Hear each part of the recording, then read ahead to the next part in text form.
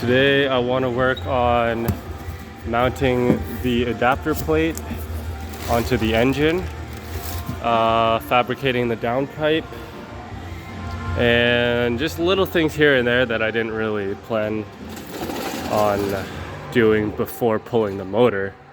So unfortunately I've been really busy and I don't think I can actually drop this engine in for a while, probably for a few weeks.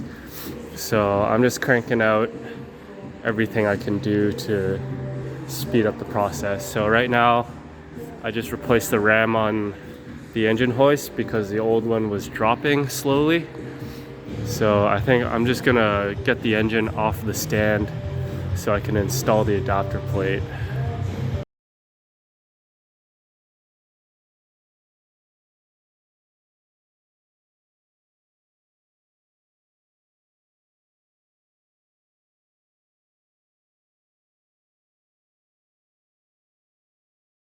I rested the engine on the shop stool just to give me some stability.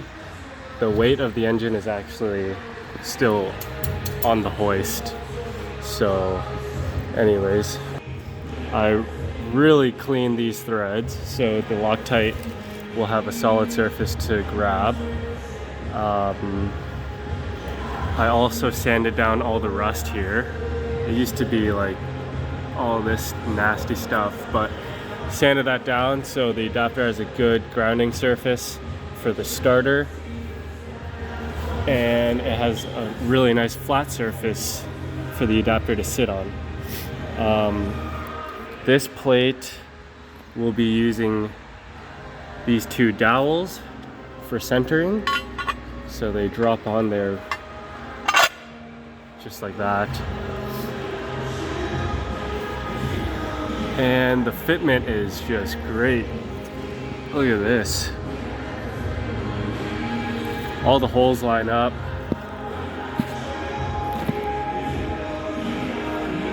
The fit is amazing. Really tight clearance here with the rear main seal and the oil pan, but that is fine. Yeah, this looks really good. So I'm gonna install the studs and then tighten the crank adapter, and then I'll throw on that adapter plate.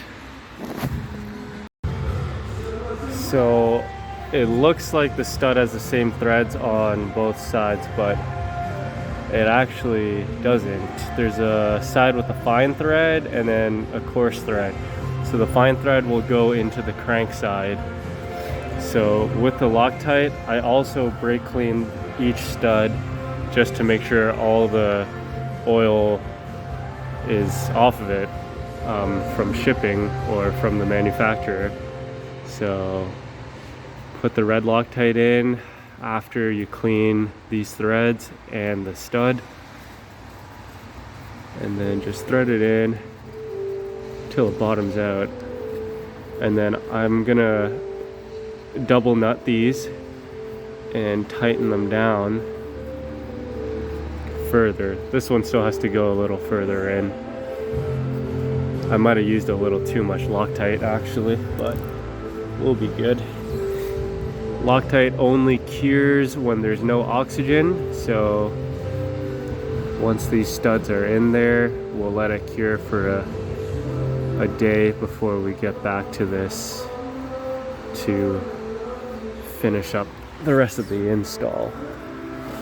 So I just gently jammed these two nuts together, and now we can snug up the stud. Definitely don't want to over tighten these, but just till they're snug. Yeah, that's about it. That's about good. Actually, I've decided to use a torque wrench just so I can get even pressure on all the studs. I just set it to 8 foot-pounds. That's pretty snug. So that's it. Really gentle. One finger. That's it. So the adapter, or the flywheel adapter, will go on here like it only goes in one way, but it'll go in there. And I like how TDCoversions provided these Nordlock lock washers. These are some of the best lock washers on the market. So they'll dig into both surfaces, this and the nut itself, and there's little wedges inside. So these are great for high vibration areas like the TDI.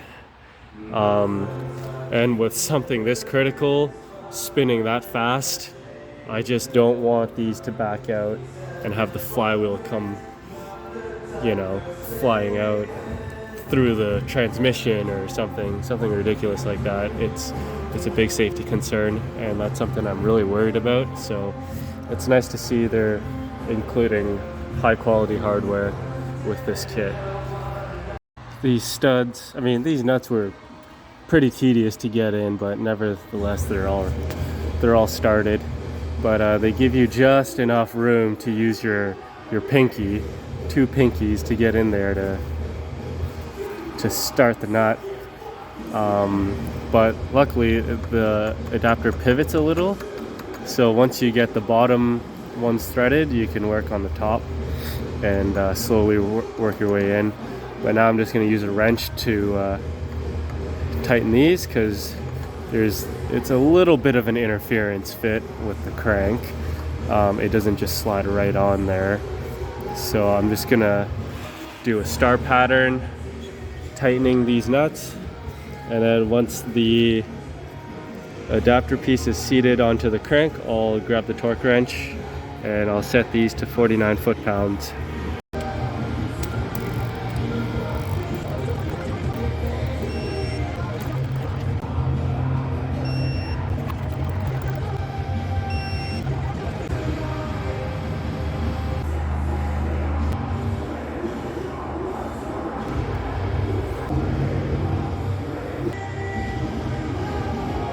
So I just installed the adapter plate temporarily with these 2 bolts. I'll zip these back out once my Toyota engine is out of the car. That way I can modify the bell housing for this starter. I'm assuming I have to grind away some parts of the Toyota bell housing. So yep, this is temporary. The starter, I decided to clock it here rather than down here with the starter solenoid down here, because I want to be able to access these motor mount bolts. I think I'll have enough room away from the frame for the starter to sit like this. If not, I'll bring it down, and then I'll find a way to tighten. I'll probably just tighten this before installing the starter if I were to clock it the other way. Anyways, I think I'm gonna work on the exhaust now. I want to figure out how I want to route it. I don't know if I want to use this elbow. This is a 2-inch elbow, or if I want to use this 2-inch to 2.5 adapter and then run 2.5-inch pie cuts. So I don't know. I would rather use a bigger exhaust like this. I don't know if I'll have enough room. Or if I do this,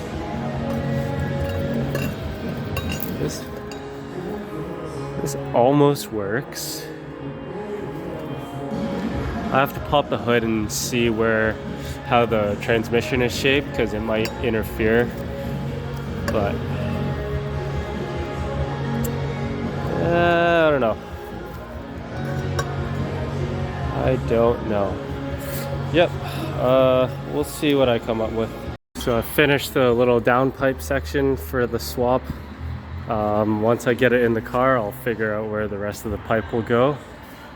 The welds are pretty brutal just because of how thin. I should have got thicker pipe, but this material is just too thin as soon as I spark the weld, it'll burn a hole right through the metal. So I just decided to grind down the ugly welds. You can see there's holes in there, and I'll probably get to building a nicer exhaust system once everything's finalized, but this will do for now.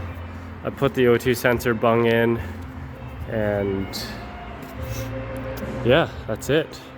I'm gonna call it a day. It's been a long day. I didn't get a chance to do the other stuff I wanted to do, but the adapter plate took a little more time than I expected, so that's it.